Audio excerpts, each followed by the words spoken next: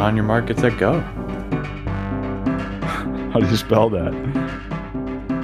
Welcome to the Hackaday podcast. My name is Mike Szczys. I'm editor-in-chief of Hackaday. Hey, I'm Elliot Williams. I'm managing editor of Hackaday. This is episode 121. Today we're talking about crazy bikes, DIY flip dots, EV mountain climbing, and trippy tripterons. News this week, the Raspberry Pi Foundation has moved on to selling the RP2040 in single chips, Elliot. Who is going to want to be buying these? Well, let's say what they are first for people. Oh, go for it. Yeah, sorry. So the board that came out, oh gosh, I don't even remember when that was, earlier this year. It's like pandemic time warp. The Pico board came out in early January. Early January, there we go. It was the Raspberry Pi Pico, and it had a custom microcontroller that the Pi engineers had put together, a little ARM microcontroller that has some interesting peripherals in it, like the programmable input-output, is that what it is? PIO? So you'd only been able to get it on the board unless you were like a distributor making boards, I guess. And now all of the rest of us can order individual quantities. I was actually surprised how many other manufacturers had boards spun out, right? Like when it was released that day, Adafruit had a board out, Arduino had a board out. I think in the meantime, SparkFun has a board out. Like they've been selling them in quantity to companies that want to then resell them. The only news here is that they're now selling them in quantity one to you and me through normal distributors. Yeah, I'd like to say that Raspberry Pi does a great job of making sure there's stock available to order when they announce a product, which is true, but then it always seems to go out of stock right away, right? Yeah. Well, I think I think a lot of people are still hurt about the Pi Zero fiasco, which was the original Pi Zeros without the wireless were priced at $5 in principle. And I mean, that was just outrageously cheap. That was insanely cheap. And then people are like, oh, we're surprised there's stockouts. Like, this is Econ 101, folks. If you make something too cheap, they're all going to sell. And this one, my take on the Pico is that at $4, it's actually a pretty good deal. These chips by themselves at under $1 are pretty interesting too. I mean, this is a quirky little chip. I reviewed it when it came out, and it's got dual cores, but they're M0s, or I guess they're Cortex M0 pluses. So they're kind of the lowest powered of the ARM chips, but then it's dual core, and it's got outboard SPI flash, and it's got these PIOs, and the registers are all arranged funny and stuff. It's a really interesting chip from a lot of the design standpoints, but then it doesn't strike me as a particularly hobbyist-friendly chip to use because you have to supply this SPI flash outboard for it. So the program lives off the chip. It doesn't have any flash on it. Unlike other microcontrollers, which you just put on there, this one you have to put an extra memory chip on there. So, thinking that it's cheap at $1, you also have to throw in another 50 cents to $1 for the SPI flash off board, and then you have to do the board design stuff. And that makes the $4 Pico look pretty affordable. Yeah, it was nice to get an early tip-off on this. Evan Upton emailed us. One of the things that I asked him back about this was, are you feeling the pinch of the chip shortage? And he said, it's in their mind, but the die for these chips is so darn small that you get so many on a single wafer that if you plan ahead, you can have a lot of wafers, and then for them they have to get them packaged. So we've been hearing of shortages of like die bonding machines and packaging machines, and so that might actually be the bigger concern in something like this. But they had enough available that they were able to move to this today, and presumably doesn't interfere with their ability to continue producing the Pico or to supply the demand that they expect for these single chips. This is a journey into sound. What's that sound? What's that sound? The first What's That Sound was meant to be hard. It ended up being easy. The second What's That Sound was meant to be easy and ended up being hard. So I put no guesses as to whether you guys will figure this one out. Let's give it a listen.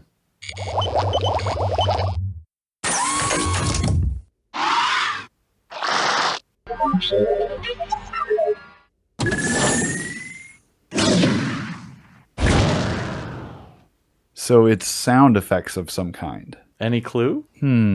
I'd like to say I don't know what it is this week. This is the first time that Elliot hasn't told me ahead of time. So am I guessing what the sound effects are from? You could totally guess that. Huh. Yeah, I don't know. All right. Super. I'd have to listen to this one for a while, yeah. Super. This one strikes, each one of these sound effects strikes me so deep in my heart. So it's one of those things that you had to be there, I guess. We'll see what happens. So are we looking for what the sound effects are from or what made them? People can go as specific as they want on this one, I guess. I would say that we just want what these sound effects are from. Excellent. So if you, unlike me, know exactly what this is, or if you just want to, hazard random guess, that's fine too. Head over to the show notes, hackaday.com/podcast. You will find a link to a form where you'll give us an email address, the name that you want us to use for you on the air, and the answer itself so that we can actually draw from the correct answers. And on next week's show, live, we will figure out who got the right answer and flip a coin or do some other random number thing to give away the third ever in existence Hackaday podcast t-shirt. I won't make any predictions. So you want to talk about some hacks? Oh, I want to talk about the best hack, Elliot, or at least the most viscerally pleasing hack to me, which is these 3D printed flip dots that Larry Builds has been working on. They quite literally use a frame and a dot that are 3D printed. Off to the one side of the dot, there's a little tiny rare earth magnet in there. And then underneath the dots, there are two poles that are actually made out of threaded rod wrapped with enamel wire. And by energizing those coils, it pushes against the magnet, which then flips over to the other coil, exactly like you would think a flip dot display would work, except for I've never seen people 3D printing them. Yeah, I really loved watching this guy's videos. There's like 3 videos at least of him developing these from like 1 dot to more dots to 4 dots and like all the little problems he hit along the way. I'm kind of surprised. I mean, he mentions that the posts that are sticking up to hold these flip dots in place are a little bit weak because there's, such a small surface area for layer adhesion there. So he might look into doing something else, but just in general, they're quite low friction and pretty good repeatability. One of the things that he mentions early on is you need a little space between the magnet and the post. Otherwise, there's just too strong of a force to overcome on the magnetic field. And so if you look at them, there's actually like a bump of plastic on the face of the dot that is that spacer. I kind of wondered why he didn't put some kind of cap on the post itself. Oh, right. You're talking about on the magnet poles. Yeah. I guess he could have. I was actually watching one of those middle videos, and before he did that, he discovers that the magnet sticks to the like metal pole pieces by, having the magnet stick, right? And then it can't throw it back the other way. And so he printed like a little plastic horseshoe or something that goes around the magnet to keep it from sticking. But yeah, I suppose you're right. He could have just as easily printed like little cups for the top of the pole pieces. Yeah, and I really like it that he goes through incrementally on these things and leaves the gaffs in there because he prints that horseshoe, which is, like if you make a C with your thumb and your forefinger, and then that C would like grip on the edge of the dot that's flipping, the kind of connecting part between the upper part of the C and the lower part of the C sticks out, which is fine when he's testing 1 dot. But then when he puts it into a 2 dot by 2 dot matrix, that part that's sticking out prevents the disk next to it from flipping. So I think that just, personally, I like to kind of follow. It's almost like a live stream that has the cruft edited out. Exactly. And I kind of like that. Yeah, that feels pretty good. And it's probably nice to have that down the road a while when something's not working. You can go back and be like, was that not working before? Did I miss that? At any rate, some of the things that I picked up, little tips from here, someone in the comments was mentioning he had previously seeded the rare earth magnets with a soldering iron. You just kind of like heat them up and melt them in there, and then was having problems with the magnetic fields. And someone said, if you heat the magnet up past the Curie temperature, it'll lose its magnetism, which is a great tip. The other one that isn't mentioned, but I just caught it, he is taking the enamel off the ends of the wires to solder them with just a lighter, which I have not done before. And I've had kind of difficulty soldering straight through that insulation. So I thought that was an interesting tip. Wire. I hate it. I've done it with a propane torch, actually. Ooh. And that works really well, but then you still have all the soot and all the burnt off crap from the Yeah. like rubber enamel coating, that all gunky char stuff. And then you have to get that off. Hassle. Yeah, if the flame from a butane lighter gets on something, it leaves like black marks, right? Yeah, but then I suppose if you're using flux when you solder, then it's just going to clean that off. It all comes out in the flux. Yeah, I've heard people say just dip them in your solder pot, but who's got a solder pot sitting around? Not me. People who tell you that you can just put a lot of flux on there and burn it off in solder are people who run their soldering irons too hot, because that stuff does not boil off at whatever temperature I run my soldering iron at. Right, and I do crank mine for enamel wire because I'm like, I know I need to go through that. And it's not my favorite thing to do because then the solder works differently. Smells bad. Yes. Yeah. But at any rate, I'm sure Elliot, I have a special place in my heart for these flip dots. And actually you do too. I remember you gave a talk at the Hackaday London Unconference. Yeah, totally. Yeah. So, I mean, they're just a really fun mechanical thing to work with. I wonder how they solved the problem with the not sticking to the pole pieces in the real ones. I wonder if they just have a stop. Hold on one sec. I'll be right back. How are you? While Elliot's away from his headset, let's say mean things about him. All right, here we go. Let's have a look at this thing here. Ah, cute. On the real deal, there's like a little lip catchy thing that prevents them from flipping all the way over so that they would hit it. They're also nowhere near the pole pieces here. What's up with that? I wonder if you just have to use a lot higher current then. Because I think it's really cool that Larry's talking about, increasing the number of turns that he has on his coils. And he gets it down to something like 300 milliamps. And it was at like 1.2 amps or something really high prior to that. All right, my first hack this week is Trippy Tripteron Kinematics Brain Teaser. This is, I guess it's going to be a 3D printer mechanism by J.K. Lee, but you need to just think about it as a fun three-dimensional manipulator head. This device, you have to imagine, has 3 arms, and they all slide on the same linear rail. It does not look like it should work at all. Yeah. Until you start looking at the angles of everything, and then it's like, oh, wait a minute, that's perpendicular to that, that's perpendicular to that.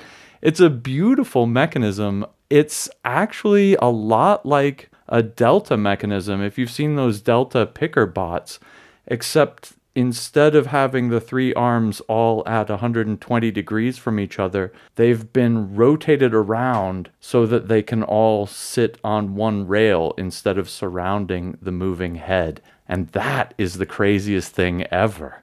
It looks like an umbrella where half of it got all bent up in the wind. What's funny is that this is kind of a derivative / inspired by a duo rail designed by Nicholas Seward, which I'll throw a link to that video in here.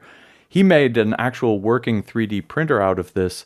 It's the same thing. It's got 2 arms on one rail and 1 arm on a third. And this then points back to the original Tripteron design, which comes out of the robotics laboratory of Université Laval in Canada and was a research project. And it uses 3 kind of perpendicular Cartesian-looking rails, each with an arm on it. And so what we have here is a crazy research project to make an interesting manipulator movement that then has been made more ridiculous by Nick Seward and then yet more ridiculous by J.K. Lee. And I love each and every iteration of it. I would love to see this delivering the cocktails from a robot bartender. Yeah, right? Yeah, or maybe like bouncing a ping pong ball on the pad. I'm not sure you can angle the actuator, though. You can't angle the actuator, but you don't need to for a 3D printer. Right. Well, no, I'm thinking about the other stuff. I mean, I think this is a showpiece, really, right? It's like I'm sorry, but watching 3D printers kind of boring. Right? That's why they always do time lapse. Yeah, the beautiful thing about this is that the 3 trucks do move along the rail all together. And so you can actually, if this linear rail were 1 meter or 2 meters wide, you could put an arm on the end of this thing and grab something here, pick it up, slide it way the heck over there. I mean, it would be a great bar bot. It's way overqualified for a bar bot, though, because In addition to this kind of picking up and translating, it can go up, down, and left and right and in and out. So you'd have to make your serving gesture overly flourished and complicated to take full advantage of it. Yeah, maybe your whiteboard printing mechanism. It could play simultaneous chess on like 4 different chessboards stretched out in a line. That would be good. The robot's gambit. That would be pretty rad. Carl Bujega has a new robot out, and if you are familiar with the name, it's probably because he has been making a lot of PCB coil-based motors. I'd been watching a lot of his like flappy type of motors where the coils are actually on flexible PCB, and he kind of tried to figure out how to make some, alien-style walking robot. This one is much more along your traditional two-wheeled rover designs, but it is tiny. It is like the size of the pad of your thumb. The wheels are, at any rate. And what has happened is he took these 25 millimeter in diameter wheels printouts and put 4 magnets in them. And then where the hub attaches, there is a disc that's the same size or a little bit smaller of PCB that has the coils in it. And therefore, but when you energize each of the coils, you're pushing against those magnets. I guess this would be the same as a stepper motor, right, Elliot? Or a brushless DC motor, right? Like it's just pull magnet toward one coil, switch polarity, push magnet to next coil. So it's really intriguing. It doesn't quite work yet. And I think, the whole time he's working on this, if you think about it, it's like the size of a AA battery, maybe. It's that width and not too much bigger than that in diameter. And if you just have a AA battery with powered wheels on each side, it's not really going to go anywhere, right? Because the wheels don't have anything to push against. So the whole time I'm like shouting at my screen, I'm like, put a tail on it. Exactly. Put the third thing to drag behind you. But Carl's trying to do it with off-centered weight of the robot itself, and so that means like a little lithium battery. Unfortunately, it doesn't have the clearance to put it under, and so he puts it on top, and then that kind of like high centers it, that makes it want to twist a little more.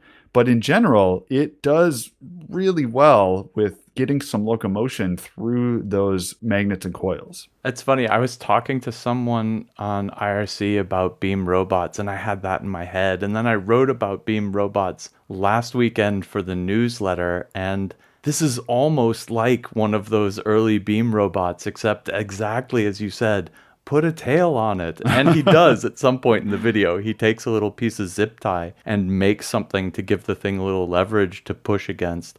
I understand that he wants to make it kind of self-balancing and autonomous, and that'll be really cool. But the easy thing to do is the zip tie. And the other thing that the early beam robots made me think about is they were also using motors that were similar in the sense that they have not much torque, but are capable of really high speed. And when you're doing something like that, what you want is to gear down for the wheel, or alternatively, to use the smallest wheel you possibly can. And so his wheels here are a little bit big. If he could like make little outrunners somehow or offset these so that they drove yet smaller spindles, he could totally get that working too straight off. But it completely compromises what I think he really wants to push in this design, which is the kind of just 2 wheels and balanced by its own balancing thing. And I understand that aesthetic too, but it's a hard path to follow. Yeah, I think that you can only shrink the motors down so much like this, right? If you look at the really tiny motors, they have a lot more coils in them than this does. And I think that gives you some issues in this. In the video, it looks like sometimes you're getting like a backwards step on the motors, like they're not quite in sync with the way that they're moving. I think that can probably be fixed, maybe with something as easy as an encoder, right? I don't think there's any feedback for how these motors work. Yeah, it's promising anyway, and it really is kind of like an early prototype on this newer design, which is what caught my eye, because again, I like to see the things that aren't quite working yet. Yeah, absolutely. He's got to walk his own path. Next up, Guitar ML neural networks emulate any guitar pedal for $120. This is a really cool project in a way. It's a Raspberry Pi running a neural network trained on the sounds of guitar effects pedals. And it's got some pretty nice hi-fi inputs and outputs. The DAC is a hi-fi Berry, which is a pretty decent input-output setup for the Raspberry Pi. The operating system it's using is Elk OS, Elk Audio's thing, which is an open source, super low latency audio processing Raspberry Pi. You can just download the image, throw it in your Raspberry Pi, and you're good to go on that.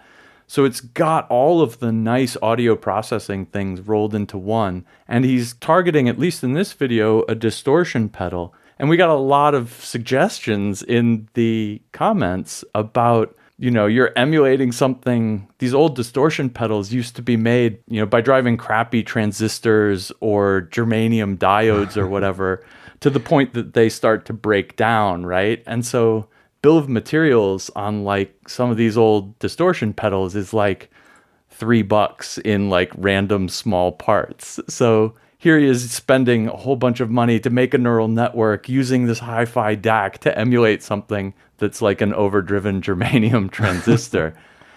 And I understand that complaint, but the thing neural networks are really good at doing is kind of modeling nonlinear systems. And these kind of distortion effects are exactly the kind of nonlinear system that much simpler effects processing can't really mimic. And so in that sense, I think this is a really clever target. And he's just got to play a lot more effects boxes into it and see what else he can do. It's just weird to think about because it's like electronics got so good that they didn't sound bad anymore. And we hate that. Right? Yes. Guitar pedals have to sound like the fuzz face, and that works because of lack of headroom and cheap transistors. Yeah, what can I say? I mean, there's people who like the poppy background noise of vinyl records too, right? Anyway, I think this is really awesome in that it just kind of points out what the state of the art these days in digital audio processing is. And how something that, 10 years ago used to be a few $1,000s of rack gear is now available to you with like a Raspberry Pi 4, some open source software, and a good DAC. That part of this is pointing in a really interesting direction, and I'm excited to see where it goes. Oh, best quote from the comments. Daniel Dunn, can it emulate the satisfying feeling of unboxing more crap instead of practicing? The 10-minute period where you think the new pedal is the one that will finally make you good before you realize you're playing has not improved at all because you are buying pedals instead of practicing. There's a neural network for that. All right, I'm actually doing a twofer on this next one, Elliot, because we had two awesome bicycle hacks come in this week. The first one was by The Q, who decided to take a fat tire bike and make it into all-wheel drive or two-wheel drive. Or if you got two wheels, it's all-wheel drive. It's all-wheel drive. It's all the wheels all the time. The crazy thing about this is how do you get the power from the cranks up to the front wheel? Because that front wheel turns with the forks, like when you turn left or right. And so it becomes a little bit challenging. You can't just run a chain to it like you do on the rear wheel because the rear wheel is always in the same plane as the cranks that you're pedaling. And in this case, it is a convoluted and very long chain that comes from the rear wheel up underneath the seat to a set of gears on the left side of the frame. And then around where the handlebars pivot, there's a differential that's actually built up so that as you turn the handlebars, the gearing is still passing through that to another chain on the right side of the handlebars that go down to the front tire or front wheel, as it were. Oh God, what a crazy mechanism. It is. And there's a couple of derailleurs in there to keep the long chain tension up. And I'm not sure how the gearing works for that. Right. But whatever it is, it has to end up being 1-to-1 because you can't drive the front wheel any faster than the back wheel. Yeah, well, and that's also interesting to me because I guess both wheels are always moving at the same rate. So it's fine to gear them together. It has to be that they're both moving at the same rate, right? Well, I guess if you think about cruiser brakes where you pedal backwards to stop the bike, right. I think that if you lock the brakes up and you skid, it's fine because the front wheel is still turning. So it has grip and you can kind of like manage your balance that way. Right. I mean, I looked at some of the comments and people are like, look, he's totally pedaling hard on this. Like this is rough. There's a lot of friction in the system. Yeah. Maybe not, but I just think the solving the mechanism part to me is wild. I don't. Pretty awesome. I actually Yeah. was going to call bullshit on this one. And now that I'm looking at it closely, you're of course totally right. It's a differential that's in the headset that transmits it. I was afraid he was trying to bend that chain sideways, which is not going to work for very long. It still doesn't look like the bike I'd want to ride around to. It's still not my daily commuter. That's because Elliot prefers bikes that have flywheels on them, just like Tom Correct. Stanton, who built this second project, which is indeed a big steel flywheel in the triangle of the frame of the bike. Now, the idea to this is that you charge the flywheel up while you're pedaling, and then when it comes time to stop, the flywheel keeps going, and then you can engage it to get yourself started again. The coolest thing for me is that there's a clutch on the flywheel because it needs to freewheel in order to conserve the energy, but you need a way to conduct the energy into it, like to get it going. And then you need a way to decide when you're going to start using it again. And so there's this pad on one side that has, I don't remember what it was. Was it like brake pads or something, Elliot? I didn't look into that. I would hope he uses brake pads. It sounds like he might have just used steel, though, from the noises that thing make. Yeah, there's like a triangle or a star-shaped thing that he machined that interfaces with a rotor, like a brake rotor, and Right. it has some consumable yeah. screwed to the tip of it.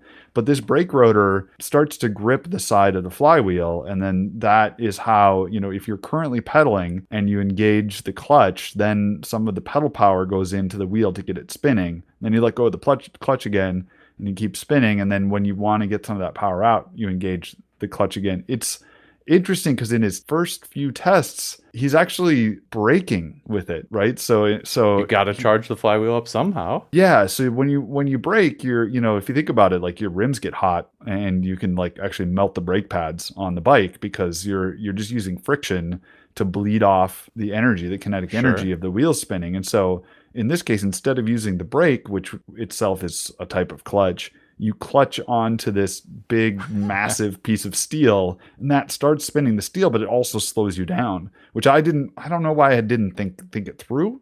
But when he first shows it at the beginning of the video, I'm like, boy, that's really weird. The calculations, though, are where I think this one really shines. Because he goes into, trying to get some rough idea of how much energy is being put in and how much comes out. And his calculations are that it's about 15% efficient. And when he had done some calculations on regenerative brakes on an electric bike, he found those to be 15.7% efficient. So, I'm sure there's a huge margin of error in there, but it's really interesting to think that this wacky mechanical setup has a similar efficiency. I love that you put these two together because the first one is horribly dangerous because it's got these giant exposed chains everywhere that are just dying to pinch your hands into the sprockets. And then Tom's here, of course, has this huge metal wheel spinning at 2,000 RPM between his legs. I have no idea which of these is less safe, but I think maybe even both of them. Oh yeah, and just think of all the ways you've been maimed on a bicycle, right? Like stitches and casts and this sort of thing are in many people's backstories. Who hasn't gotten hurt on a bike? But there's no point in adding extra danger to it, except that it's, of course, awesome and for science. So I guess I'm good with that. Dude, I love both of those. That was the weirdest Tom Stanton project ever. Not any weirder than the bike that he started with to make this, right? He converted it from an air-powered bike, right? Air-powered bike too. Touche. Flywheel bike. Air-powered piston bike. Yeah. Bringing up the rear for me, RC Test Flight has yet another solar plane.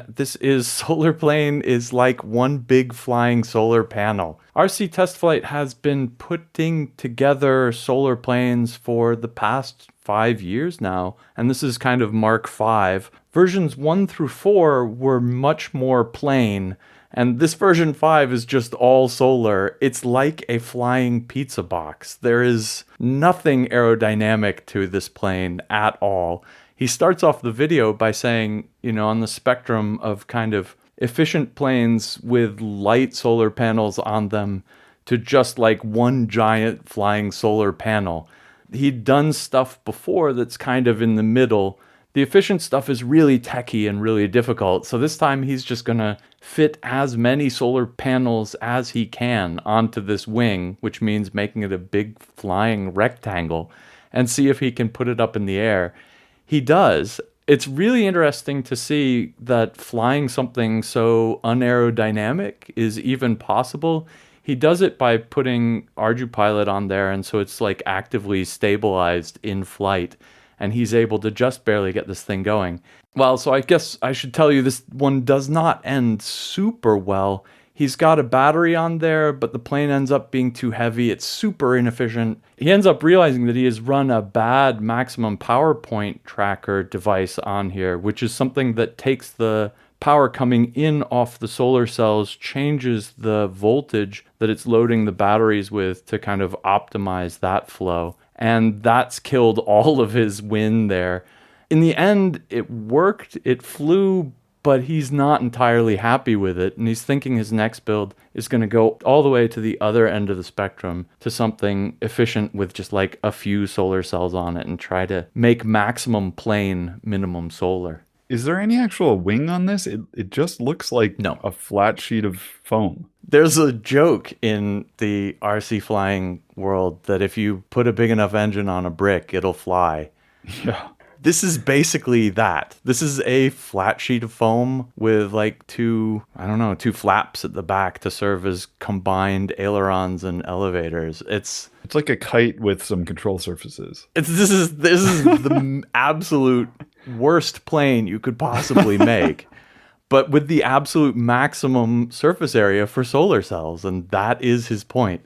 I've been following the solar RC plane world for the last couple years now, and there's a really neat design out there I'll throw in the show notes called the Solar Bear. Joke is polar bear, solar bear.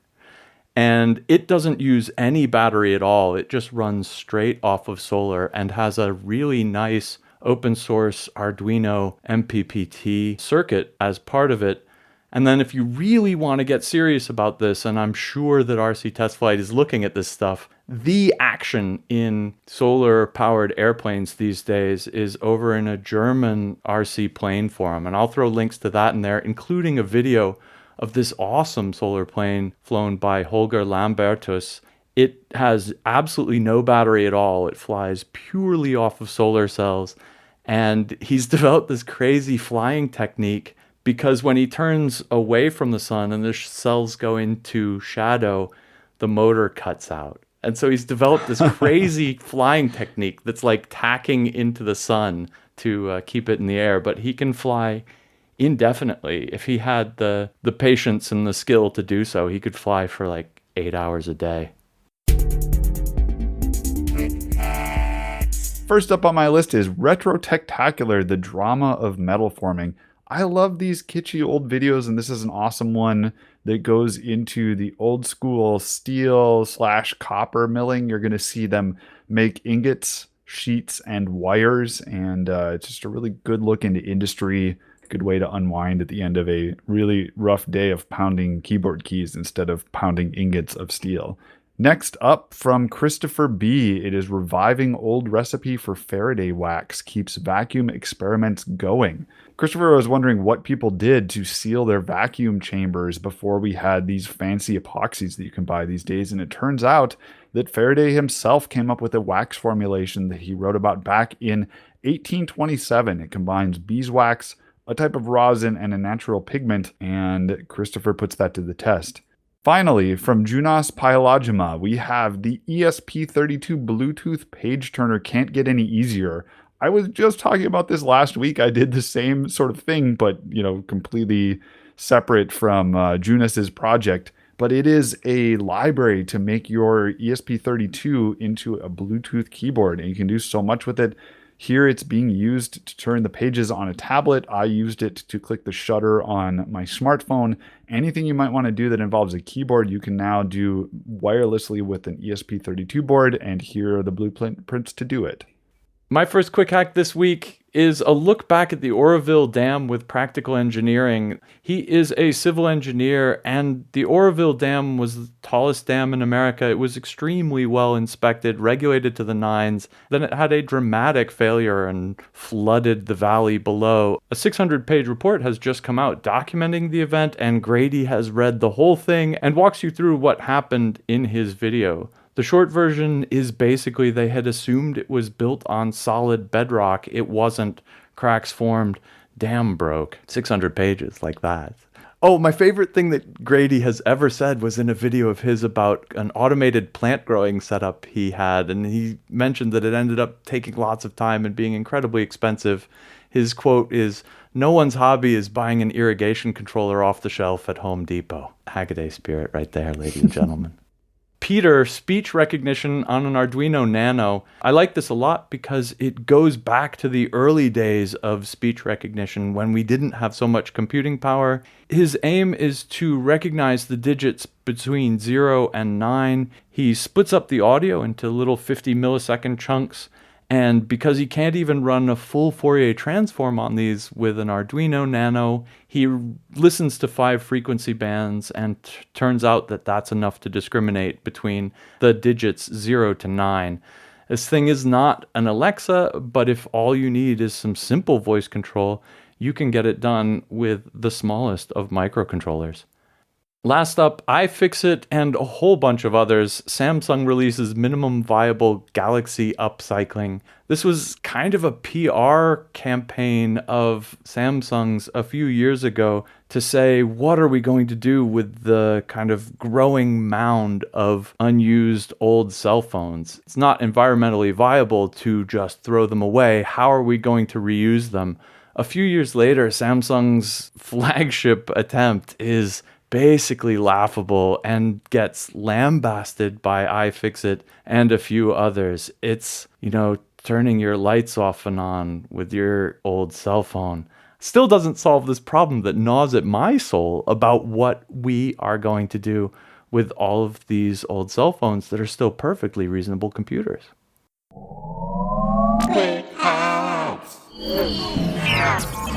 It's time for our Can't Miss Articles of the Week. This is long-form content written by awesome Hackaday writers, and I picked one by Lewin Day called Electric Vehicles Do Battle on Pikes Peak.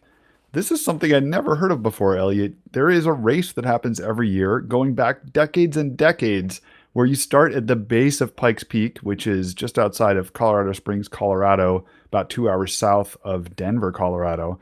And you race to the top of it. It's a 14,000 foot peak, or above 14,000 feet. That is above 4,200 meters for our non-Freedom Unit listeners. And I had no idea that electric vehicles were not only getting in on races like this, but are the winners of races like this. No, it's amazing. And it really does just go to show how far electric cars have developed. It's also worth noting that the cars going up Pikes Peak now versus, like the 80s and 90s are entirely different events. Like back then it was kind of like, well, first of all, back then the Pikes Peak race used to be a dirt track and it was done with essentially stock cars. And nowadays they've paved the road up to Pikes and it's done with these cars that are purpose designed for this race. Yeah, there's a great picture on here from 94, which was the first time that an electric car finished the race in under 20 minutes.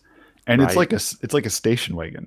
It's like some little Honda Civic shuttle is the model of it. And it's even got like you can see that it's been modded out. So it's got like the net in the window and the driver is wearing a helmet and all this stuff. But if you just scroll down one picture more, it looks like a Formula One car. Right. Yeah. This old Honda Civic has stock wheels. The next one is like aerodynamic, but they they get something for it, right? If the time to get up to the top is 20 minutes in the Civic, they're getting up these days in cars in under 8 minutes, which is remarkable. I've actually hiked up Pikes Peak and it took me 2 days.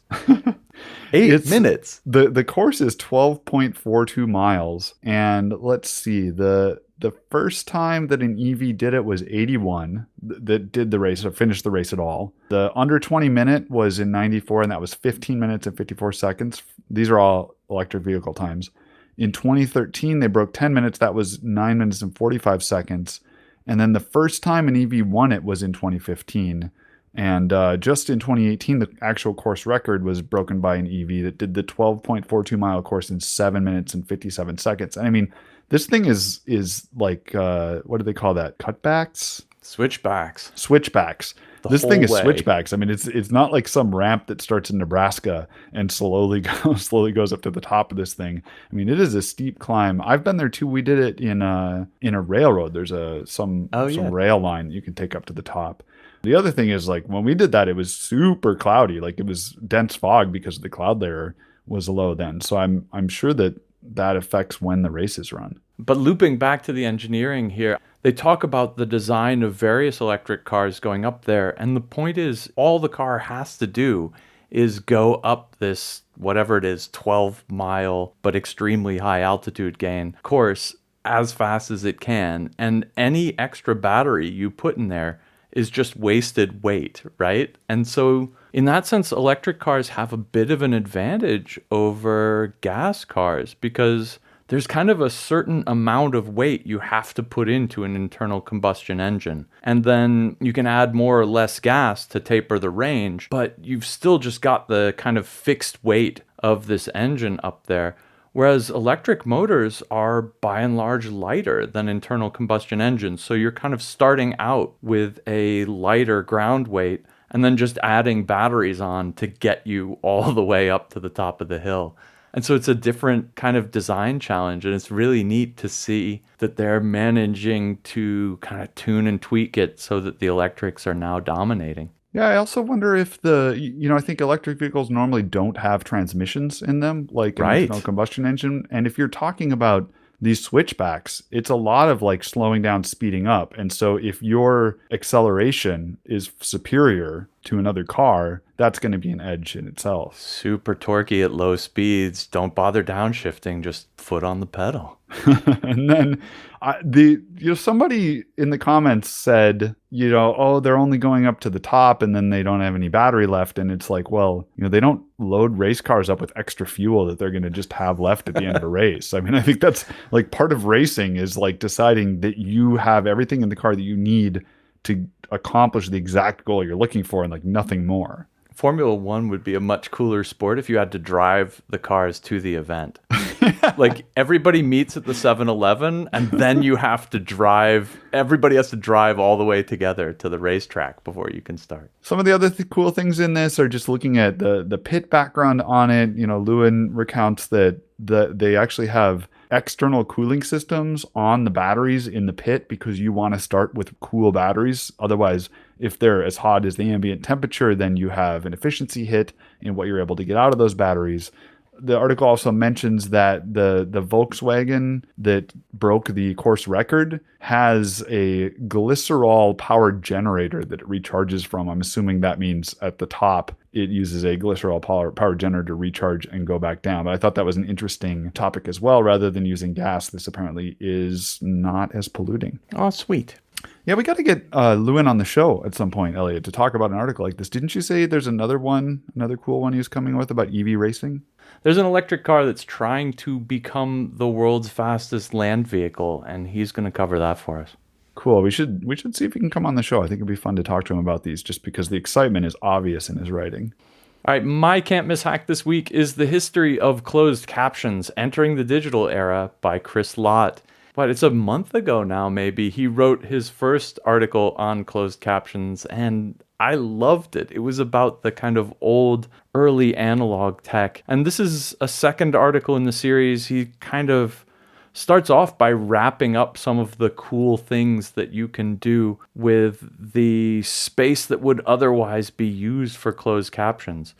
If you don't know, old analog TV transmissions had this vertical blanking interval, which is where they would kind of take a time out to give you time to scan the phosphor back up to the top of the screen from the bottom. You could use this time to send signals, and this is how closed captioning was sent, and then a whole bunch of other things. There are two super cool ones that he mentions in this article. One is a use for newsroom channel monitors. So if you imagine a newsroom with a whole bunch of TVs, they're actually listening to the closed captioning, and then when some keywords pop up, they'll like ding a bell or light a light, and then you're supposed to pay attention to that TV. Another one is doing real-time translation and dictionary lookups, weather data, financial data. There are all these fun other kind of cool things you could do with this little data slice that's there in the vertical blanking interval instead of just closed captioning. He then goes on to talk about what you would do to make your own closed caption / line 21 / vertical blanking interval decoder yourself. And then he takes this into the modern digital era and has a look at what's happened to this kind of blank data space now that it's not really needed anymore. Yeah, it's a massive article, but it's really framed in like these small engineering stories, most of them from Chris's career. So he had a hand in a lot of these, or it was like while he was going on, he already was working in these areas. And so he found the other interesting stuff. For that, I think it was the newsroom data. He said that he was talking to someone about it and they like lent him a card to play with. And so, it's just like the stuff that you would get at the, the Bring a Hack meetup from the guy who nobody else wants to hear him talk about this stuff, but you've been waiting all your life to hear it. Like he called up WGBH to get their demo tape that had, like the standard for the encodings to make sure that his decoder was working correctly. Yeah. And when I heard that, I was like, that's the thing. It's the like public service announcement where some standards say they have to make this available for people to study it. But no one ever calls that number until Chris called it. And they're like, what are you talking about? I have no idea. Dude, he needs to archive that because in the future, in the not very distant future, there won't be any more existing tapes with this data in them. Yeah. And it might be really useful to keep around. I don't know. Well, it makes me think of that Weather Channel computer. Remember that module we talked about? It would get some data and then that would automatically form that local on the H thing. And it turned out that the software itself was being streamed down in the signal and no one had a copy of it. Just gone. Yep. If you want to play around with these yourself, none of the modern digital signals have this in them anymore. Like if you think about something like HDMI, it's just spitting out data like it would to a computer monitor. There's no need anymore for this vertical blanking interval. And so what's happened to this data space that doesn't exist anymore? The funny thing is, if you run HDMI in 480p or 480i, anyway, some kind of old retro low-resolution TV-compatible format, it will put the closed captioning into the signal, and otherwise it's just not there at all. And so if you want to play around with this these days, I think that's your option. I think you can get a Blu-ray or a DVD and run it at low resolution and use that as your test bed. But otherwise, I think Chris has got to copy that VHS tape for us. That's all the time we have for this episode of the Hackaday podcast. As always, we'd love to hear from you. You can leave a comment on the show notes, which you'll find at hackaday.com/podcast. You can email us, editor@hackaday.com. We live and die by the tips that you send us. So if you've seen something cool or you've done something cool, we'd love to hear about it. tips@hackaday.com. And until next time, keep on hacking. On to the news. Oh, that's me. Or hacks, even. It's supposed to on to the hacks. Oh, no. What's oh, no? Holy cats. And you want me to leave that in? Please, sir. Please, sir. Super duper banana scooper. Banana scooper? Yeah, it's a thing. Bah, I'm going to strike that. Are we done? Yeah.